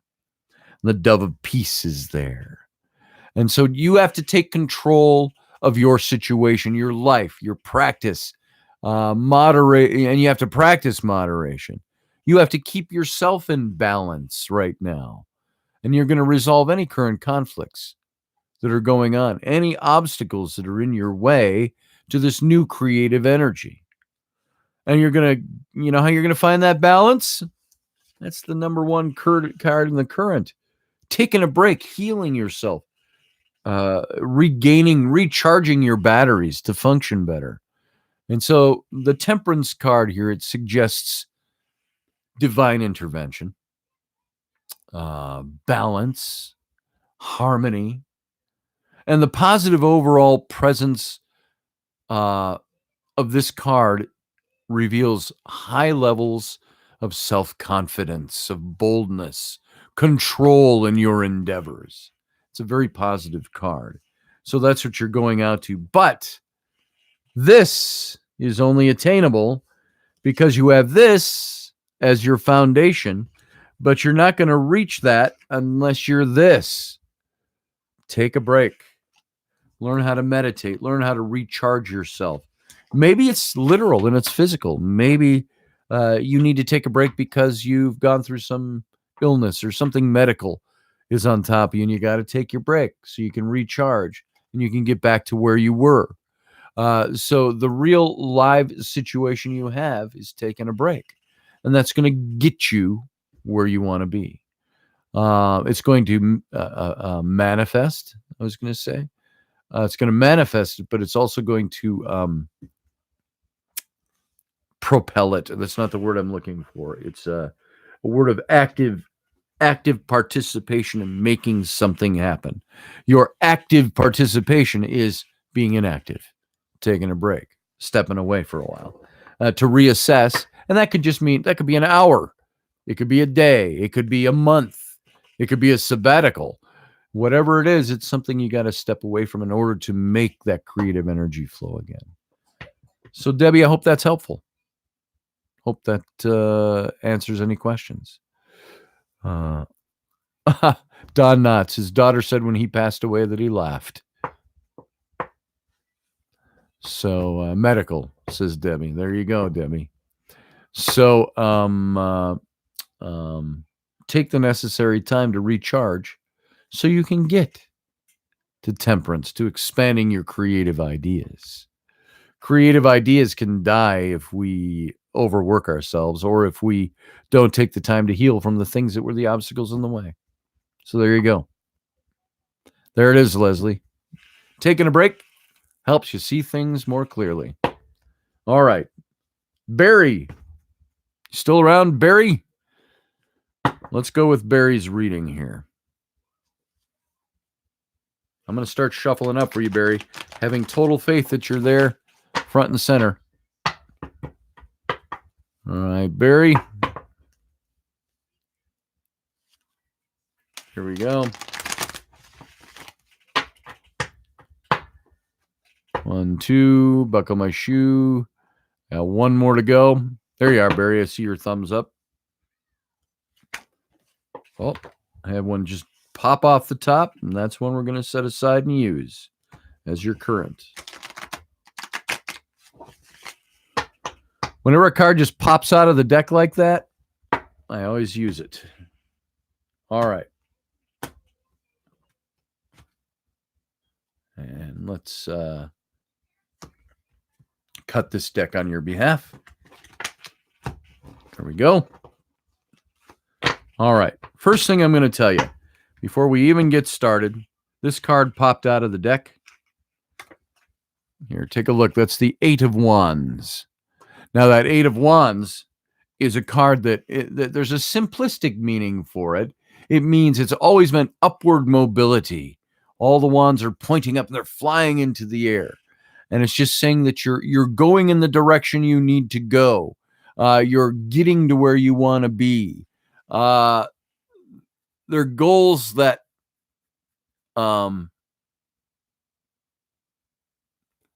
past goals aren't going to be able to move you forward. It's your current goals. You think of a change that's going to bring you the most happiness. The struggle that's been occupying you is going to pass, and it's going to bring peace. It's also making you upwardly mobile in your emotions, that creative energy, that creative juice that you've got going. It's exciting news. It's going to break the calmness of your present, and there might be discomfort that's necessary to remove you from a motionless present. It's a new venture, Barry. And it's a new venture that's gonna propel you upward. But you have to be ready to make the right choice in what's going to be very possibly a very sudden decision for you. And this is the 8 of Wands is journeying. It's traveling. It's suggesting of events that are going to move quickly and opportunities that are set to arrive almost unexpectedly, unpredictably. And while overcoming obstacles, it shows an end to some sort of delay or a blockage in your life. Upward mobility is at the core of this for you right now. I'm going to throw a 3 cards on top of that now. Since that one passed out, you got the Knight of Wands, which is your current situation. Remember where I said the wands, the upward mobility, it's talking about some sort of journey or travel. The Knight of Wands is the knight who's moving from one place to another. He's the knight in not perpetual, I'm sorry, that's not how, even what I meant to say. Who's in a state of movement. That's moving from one place to another place. More than likely physical and actual instead of metaphoric and figurative.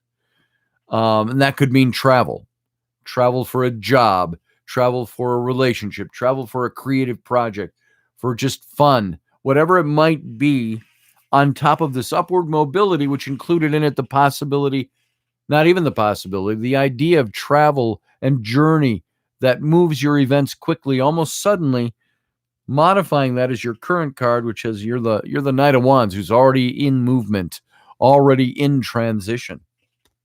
As the foundation, you got the Knight of coins. You got 2 knights. Knights are movement, changing things. Oh, I almost thought that was a knight. As the outcome, you got the King of Wands. Now, this is really a cool reading, Barry.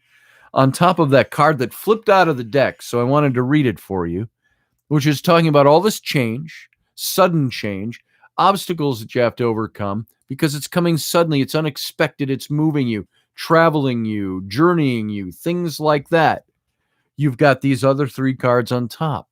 And this Knight of Wands, who is your current situation right now, it's the root of all your recent desires for a change, is your curiosity, your intuition.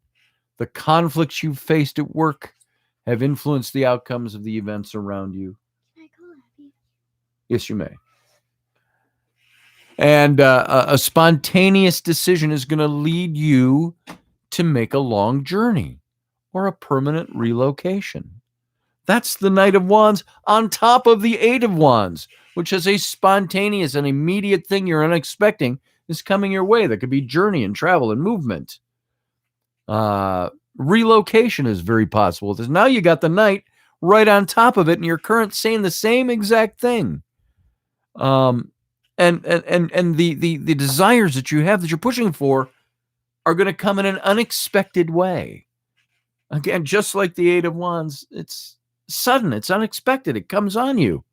You got to be ready to move, ready to make your choice and clear the obstacles out. There's new challenges that come with this Knight of Wands, though. And you've got to, they're approaching you, challenges. They're based on being hasty. Despite the things coming to you quickly, don't make hasty decisions. Make informed decisions. That's one of the meanings of the card itself is don't make a hasty decision for a new immediate opportunity. Test it out. See what it's going to do for you.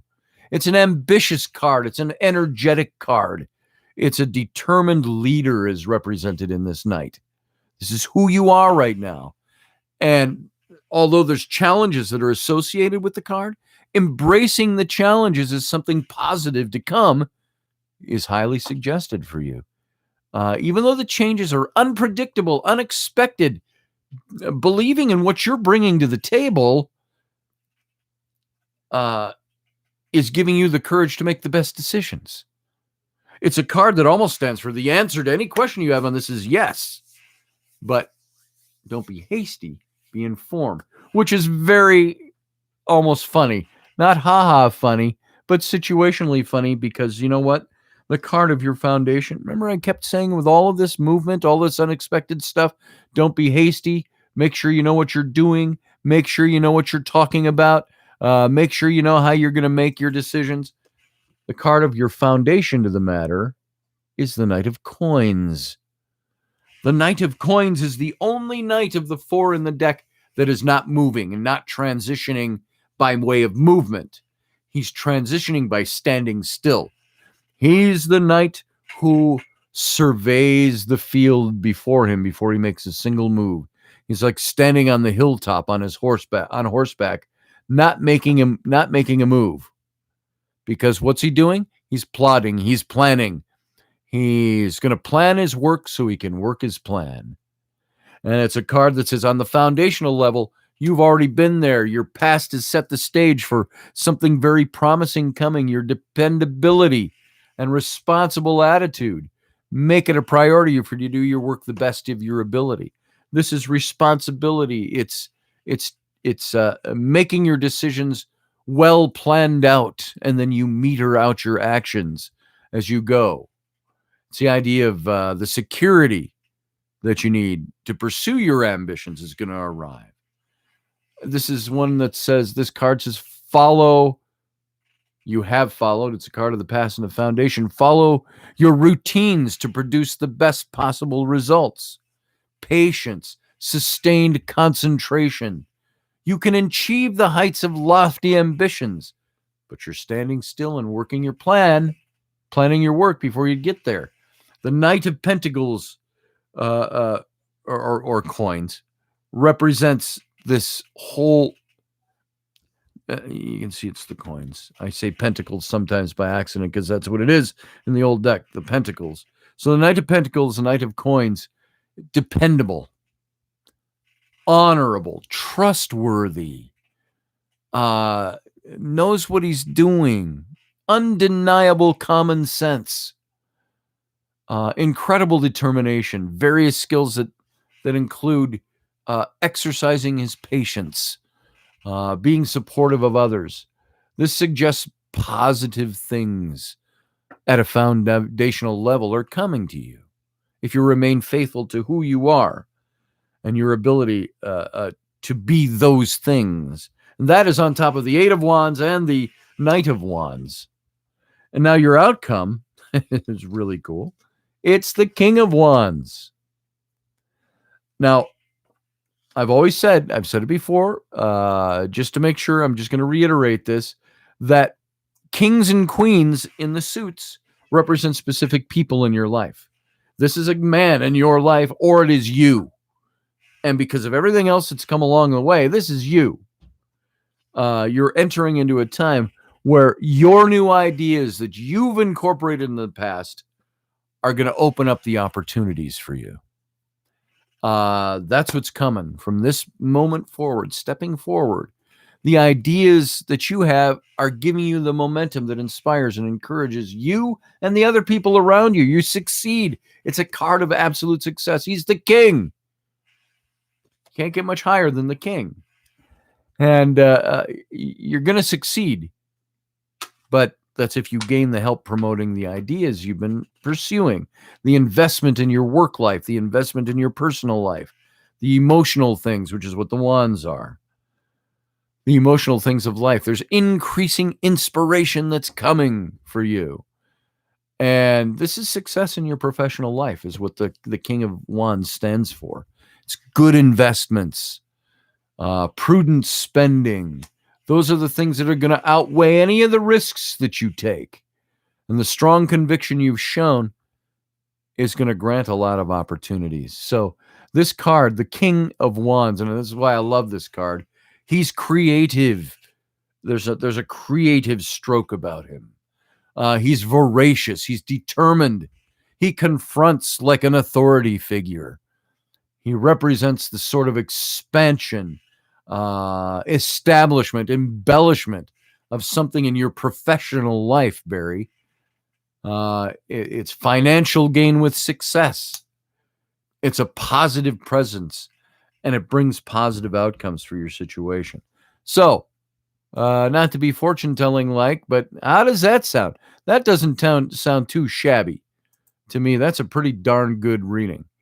And I hope that it's something that means something for situations that are going on in your life. Okay?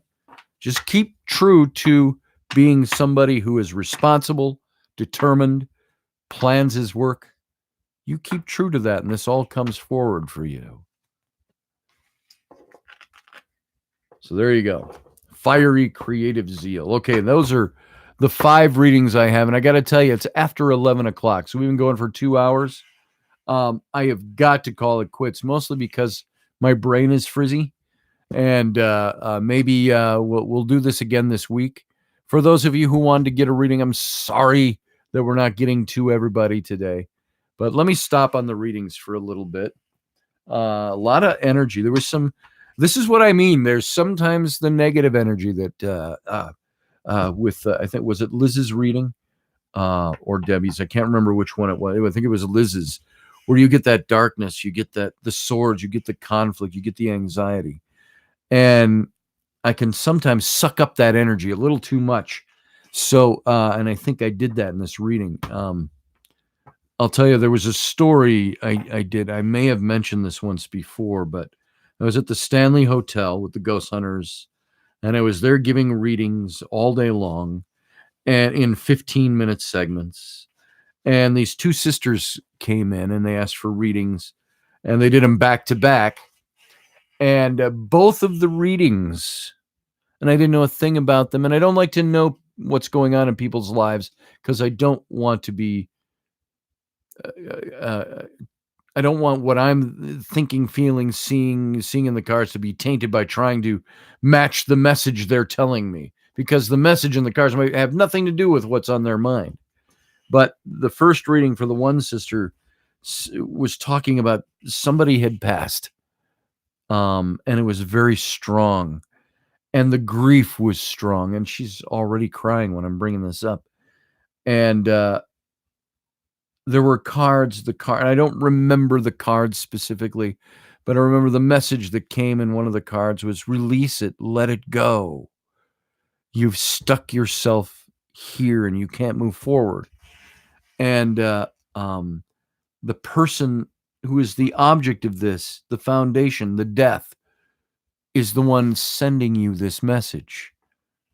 And I could start to feel it. And it started to overwhelm me. Then the sister was next, and we went right into hers. And she had lost her mother. Well, so both of them, their mother died. The first one, her husband had died. And these losses were overwhelming the 2 of them. And that same energy came out, almost the identical reading. And they're both crying, and they both had encouragement at the end. And by the time I was done with that, I had a lot. You know what happened there, which can be a little rare for me. I felt that those people who had passed on were speaking through me. I'm not talking as glorified as channeling, but I felt that, and I felt it so intensely. It was good that I had a break right after their readings. I had to go outside, get in the fresh air, and clear my head because it overwhelmed me emotionally. And so sometimes that's what goes on. The negative readings, I can feel those because I know what that's about. Even the positive ones. It's Barry's. What a great reading to have as our last reading. That just kind of gave that. What an encouraging reading. I hope that means something for you. I hope there's good stuff coming your way on this. So, anyway, let's do this. I don't want to quit. I want to keep going, but I don't think I have the mental energy to go on with the readings. I would love to do some more, but I'm going to quit on the readings. So let's take a few minutes and kind of close things down for today. There is, I don't even know what I was going to say there. I was going to talk about something. I got 10 thoughts going on in my head. Good, Barry. I'm glad. That's good. So, okay, here's what I'm going to do. Let's call it a close. I want to thank you for being here. Thank you for doing this. If you want to get a reading of your own, go over to my website, scottallenroberts.com. Click on the tarot link. And I got 2 PayPal buttons there for a 5-card reading and a 10-card reading. I would appreciate that. That helps me draw revenue into the coffers, amongst many other things. And I appreciate that. And hopefully it would be good for you. I hope that these little mini readings give you an idea of the kind of energy that comes out in a reading. And so, there you go. I'm going to go spend some time with my kids. I'm going to go have a fun day. It's gorgeous here today. And I'm going to enjoy the weather before it gets cold and enjoy the busyness of the week. I'll see you all before the week is up, before Christmas hits us. If you come over, I'll see you tomorrow night on my show. Not sure if I'm doing a show with Rocky tonight or not. Usually Mondays are a little iffy. Well, Mondays, Sunday night is what it is. It's the midnight show tonight, which is Monday morning. And so let me double check with Rocky. So I might see you on Rocky's channel tonight. And other than that, thanks for being here. Thanks for being my friends.